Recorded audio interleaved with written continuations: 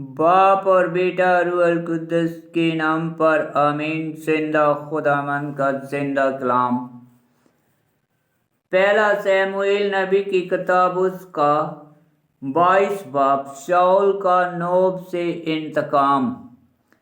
और दाऊद वहां से रवाना हुआ और अदुल्लाम के गार को भाग गया। जब उसके भाइयों और उसके बाप के सारे घराने ने सुना तो वहां पर उसके पास गए, और सारे कंगाल और सब जो कर्जदार थे और सब जो जान की तलखी में थे उसके पास इकट्ठे हुए और उसे अपना सरदार बनाया। और उसके साथ तकरीबन 400 आदमी हो गए।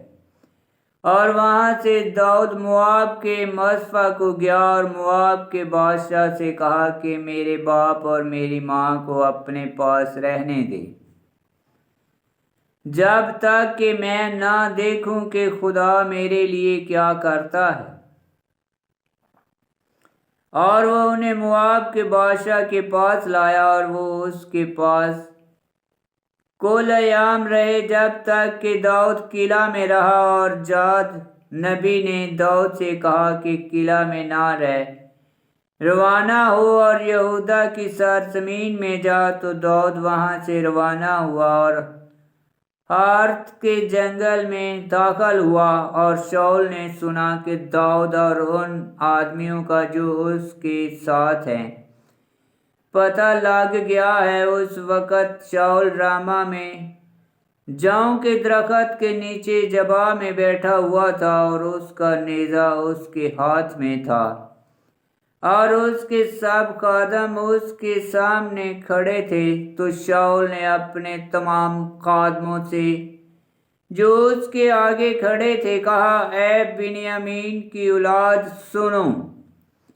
क्या यसी का बेटा तुमको खेत या अंगूरस्तान देगा, या तुम सबों को हजारों के सरदार और सैकड़ों के सरदार मुकर्रर करेगा कि तुम सब मेरी मुखालफत करते हो। और तुम में कोई नहीं जो मुझे बताए कि मेरे बाप ने यसी के बेटे के साथ क्या अहद किया, और तुम में कोई नहीं जो मेरा दर्दमंद हो और मुझे खबर दे कि मेरे बेटे ने मेरे खादम को मेरे खिलाफ बरनगश्ता किया है, यहाँ तक कि वो मेरे लिए घात में है, जैसा कि तुम आज देखते हो।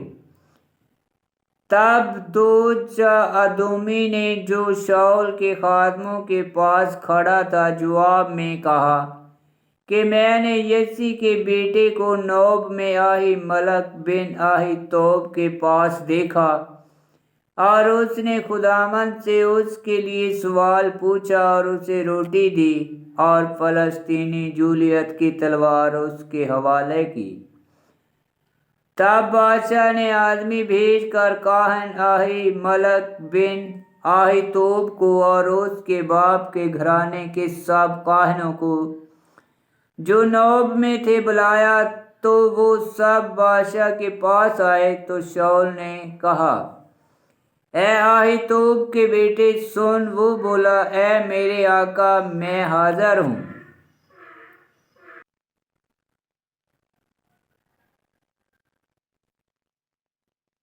तो शाऊल ने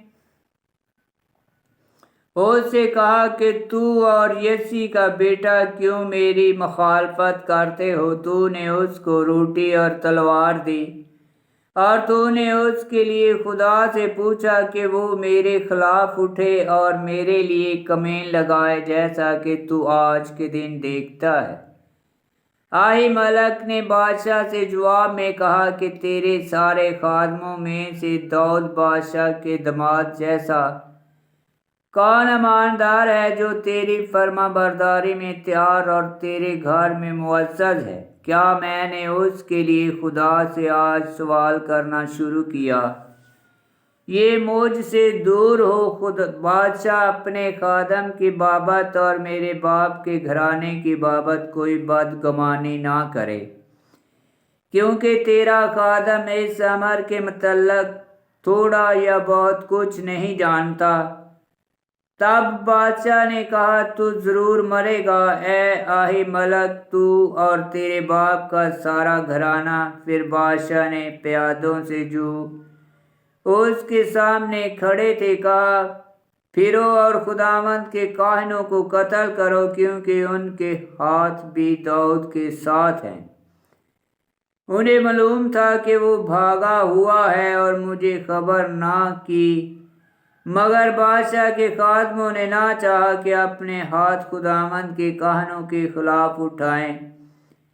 तब बादशाह ने दोज से कहा, तू मुड़ और काहनों पर हमला कर। पस दोज अदोमी आगे आया और काहनों पर हमला किया और 85 आदमियों को जो कतान के अफूद पहने हुए थे उस रोज कत्ल किया। फिर उसने काहनों के शहर नोब को तलवार की धार से मारा, आदमियों और औरतों और बच्चों और शेर खुआरों और बैलों और गधों और भेड़ बकरियों को तलवार की धार से।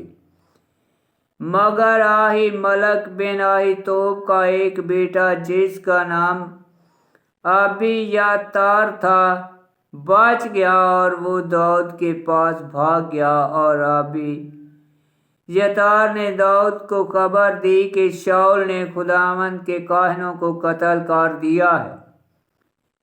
तो दाऊद ने अबीयातार से कहा, जब दोज अदोमी वहां था तो मैंने उसी रोज जान लिया था कि वो शाऊल को खबर देगा, लिहाजा मैं ही तेरे बाप के घराने की सारी जानों की मौत का सबब हुआ हूँ।